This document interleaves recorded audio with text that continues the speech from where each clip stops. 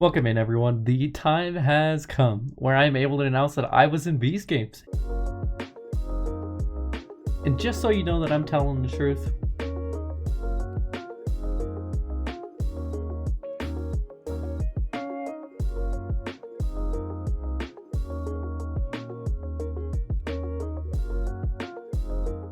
you get the point. Shout out Mr. Beast and Amazon Prime Video for just allowing us to make content on this first episode, and of course for having me on the show. This video is going to go over a lot, from stories that happen, from behind the scenes to different footage of me live reacting to it for the very first time. Hey! Wait, what? Somebody took the 20K! He sold us, bro! He sold us! He sold us so hard! Dude, this is how I go! This is what gets me, bro! Dang, bro, that's crazy. I felt so secure at the line. I am in disbelief! And of course, we'll be talking about just my overall experience being just one of 1,000 people competing in Beast Games. If you haven't watched the first episode yet, I would highly encourage so to do so right now. And the first episode is absolutely free for everyone to watch over on Prime Video, no subscription needed. I'm going to start off first by answering some frequently asked questions, and please, if you do have any questions for me, leave them down in the comments, and I'll try and answer as many as I can in a future Q&A video. I think the most common question I've gotten is, how did you get involved? And it definitely started one day when Mr. Beast was talking on his social media, I think both his Instagram and his Twitter account, on how he was thinking about doing a show where he was going to do the biggest game show ever. And I kind of didn't even think too much about it until maybe like a week later, he had a sign-up form. It was like, hey, if you're interested on being on my ginormous game show, then apply here. And I believe that link was posted on his Twitter account, and I clicked that. I filled out like 25 questions, and I submitted like a minute-long video about why I wanted to be in Beast Games.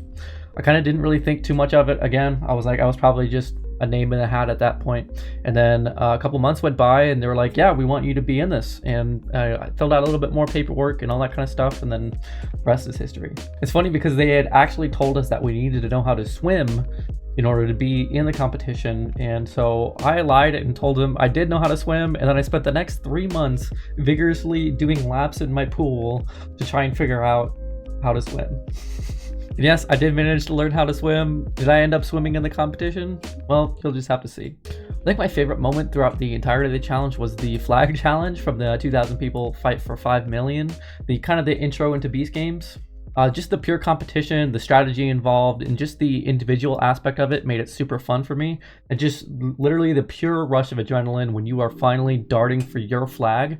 Just like, it was unlike anything I'd ever experienced before. It might have been here. So basically one of these, so this is the very first round, bro. This is the very first round. And I was literally lined up to take, I think it was the 8, like flag number 8. It might have been this.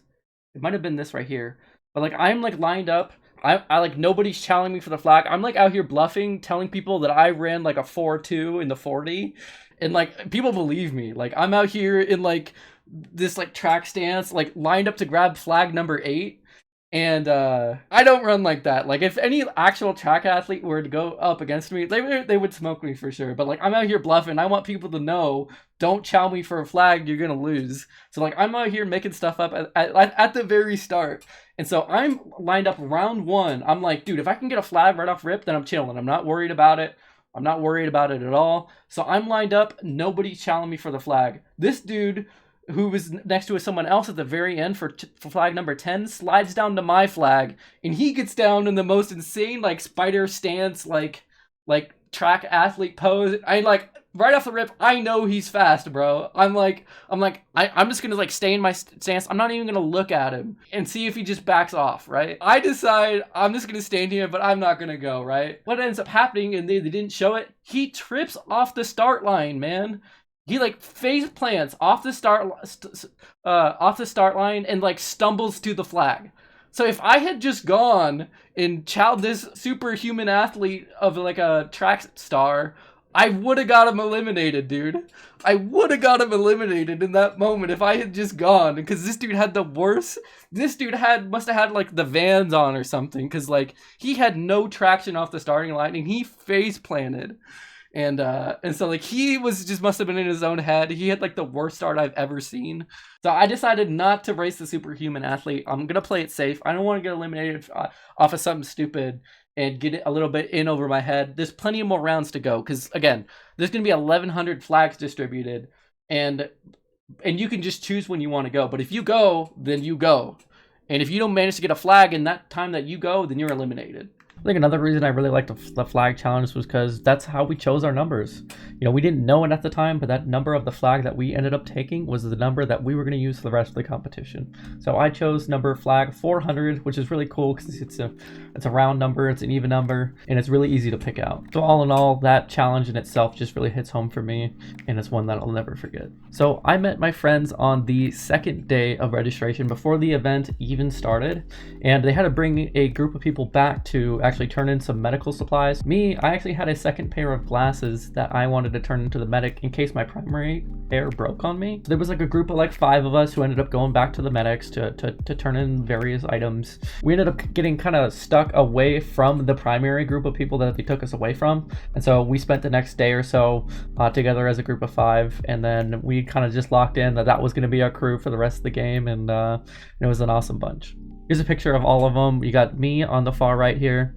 We got Justin, we got Matt, we got Lala, we have Allie, and we have Ludington. So this was the crew that we had stuck with. So like we just all tried to get like 5 of the same color jerseys. So what happened was like one of us got up to the jerseys quick, just nabbed as many of them as they could and ran them back for the rest of us. So it was huge. It was huge. Another question that I get asked quite a bit often is, would you have done anything differently? And honestly, I don't think I would have. As you saw earlier on in the video, when I had taken the bribe, eliminating both themselves and our entire row. I was among one of the 8 people in that row that got eliminated because someone took the bribe. In hindsight, yeah, it's pretty easy to think, well, maybe I should have just taken the bribe either in that challenge or in an earlier challenge. But I think my mindset kind of going into the game was just, I wanted to make it as far as possible. You know, you can't really put a dollar amount on any sort of experience like this one, and even if you could, I was kind of thinking that there was going to be better prizes later on in the challenges anyway. I was truly just grateful to be there even though I only appeared in the very first episode. I think one really cool thing that they could do in a future season of Beast Games is kind of like have a second chance. So as many of you guys know, I'm a really big gamer, and one of my favorite games is Call of Duty Warzone. And in Warzone, if you get eliminated early on, they have what they call a gulag, which is basically a second chance. You are sent in basically what is a 1v1 against another eliminated player, and the winner of that challenge ends up making it back to return to the fight. And obviously the loser of that challenge gets permanently knocked out. I think it'd be really cool if there was like a second chance type of deal, so if you were eliminated, you would go fight against another eliminated player for a second chance in the game. I don't know how they would implement it, but I think something like that would be super cool, both for the viewers and for the competitors. Mr. Beast, if you're watching this, think about it. Lastly, I did just want to touch up on what our quality of life was like behind the scenes when we weren't competing. During our stay in Toronto, they put us up in very nice hotels, they fed us very well, and they took everything very seriously. If you had a problem, then there was someone who was going to find you an answer. Yeah, and so we weren't just on that platforms for like 12 hours straight. We had plenty of food breaks, we had plenty of like bathroom breaks, we had all sorts of stuff. They treated us very well. We had like we were like in groups of like 20 people. And each group of 20 people had like a coordinator, and like the coordinator, it was their job to make sure that we were happy. So like if we were hungry, we needed a snack, he'd bring us a bag of chips, or he'd bring us like a donut, or I mean something. And then to hold us off until we had like a designated meal time. And each meal had like a salad, had like a meat of some sort. It had like everything, like an apple, a dessert. Like, dude, they treated us very well. We had all sorts of we had every opportunity to use the bathroom when we needed it. Like it was run very well. Lastly, I did just want to share some of my favorite moments and some of the highlights of being in Beast Games. I'm going to show some snippets of my live reaction. But this was, you guys, when I say that we broke the sound barrier in the excitement, this was after 3 days of like registration, I like being in costumes, being in like everything. I tell you what, dude, the hype was real, bro. 2,000 people, bro. Like when we saw Mr. Beast for the first time, we all lost our voices, man. Like the hype was out of this world. Bro, Red Team got freaking torched, bro. Red Team got torched. They didn't even have theirs halfway up there. and I felt really bad for him, bro. I felt so bad for red team. I mean, look at him, man. Look at him. He looks, dude. It makes me cry just looking at this. Like, the team competitiveness was real, bro. Orange team, like, no, ain't nobody liked orange team, dude. Nobody liked orange team. Hey, wait, what? Dude, you want to know what's crazy? You know what team he was on? You know what team he was on? Just take a guess, chat. Guess what team he was on? He was on freaking orange team. He was on orange team. Bro, he was on freaking orange team, bro. Oh my gosh. I told you that green team don't mess with orange team, man. Green team don't mess with orange team, dude. Oh my goodness. I didn't get to see the city, man. Like, they were kind of like because they were the first ones to get the ball, to lift up the 10,000 pound ball.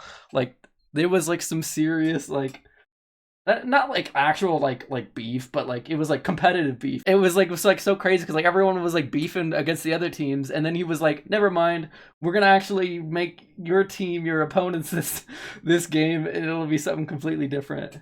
So, dude, you might think that these people are exaggerating, bro. These are authentic react. Like, you have no idea how excited we were, because again, plenty of time of just waiting around. Okay, so when you grabbed a briefcase, it was first hand goes. So if you and someone else went to a briefcase and put your hand on it at the same time, they reviewed the camera footage, bro, to see who touched it first. So there was like up to 10 people who both had their hand on a briefcase at the same time saying that was theirs. So they had to go back, review the camera footage. That took hours, bro, to review the camera footage. Whoever ended up losing had to go find an open briefcase. And if there was an open briefcase left, you guessed it, it's probably an elimination briefcase.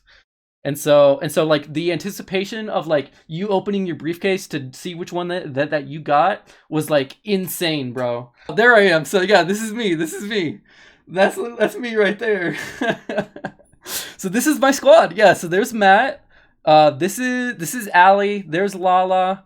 There's me, and then and this is Justin. And this is Justin right there. Yeah, that's me. So we were literally strategizing on what we were gonna do in the situation. This is in the back of the row. So think that like when we were lining up, you saw everyone running out of the floodgates. This is all the way in the back. So like the back was so much thinner than the front one. So I was telling my squad, like, let's just run to the back, and then we won't have people, like, as many people competing for the same briefcase. And our grid, they didn't really show the grid all that well, but like these first 5 were like all green.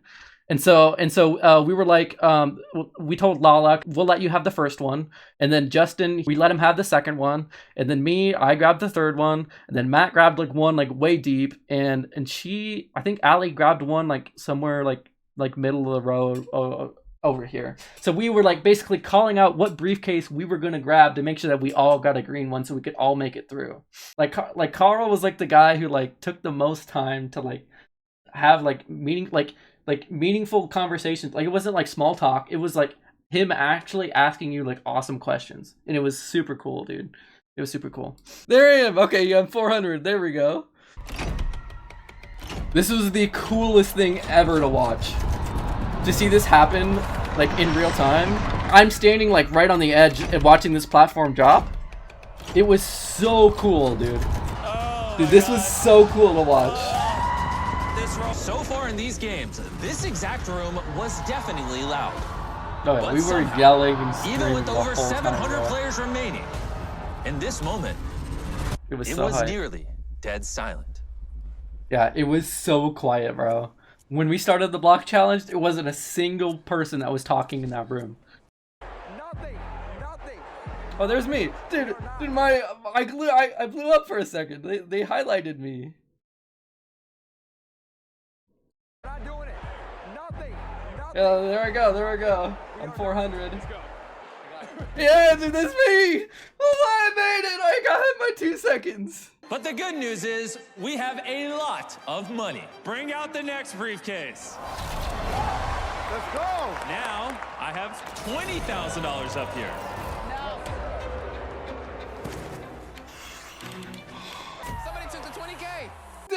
This is how I go. This is what gets me, bro. Dang, bro, that's crazy. I felt so secure with the line. I am in disbelief. For 20 grand, he presses it for 20 freaking K. He does it for 20K. I am in disbelief, bro. I wish they could have got my face when he pressed the button. My jaw was on the ground. I was like, he looked the other way for the entire rest of this. And granted, it took like 4 hours to finish the rest of this after this point. The first one to press the button is this guy. And I am sitting here for 6 hours for my platform to freaking drop. Because this dude sells out for 20K. Anyway, this is me in disbelief. Yeah, we're done. All right. What's the rationale? It's Beast Games. Like, we're not here to make friends. Clearly. We're not doing it. Nothing. Yeah. Nothing. Oh my gosh. Yeah, so this is how I get eliminated, chat. This is what takes me out. I will say, the coolest thing about all of this was falling in the pit, bro. That fall was so freaking cool, dude. It was the most terrifying half a second of your entire life. They say it literally takes like less than a second from the time that you fall to hit the ground. There's like a big old foam pit at the very bottom. It's like maybe 15 feet. It was kind of scary, I'm not even gonna lie. It was really terrifying. Dude, I was like, I wanted to cry, man. Like, I wanted to cry. Like, it was just over in that moment. Like, it never really settled in until I got home, dude. Like, that was something that, like, burned for, like, a week. More than that, honestly. It was so heartbreaking to go out like that, bro. Say goodbye to $5 million.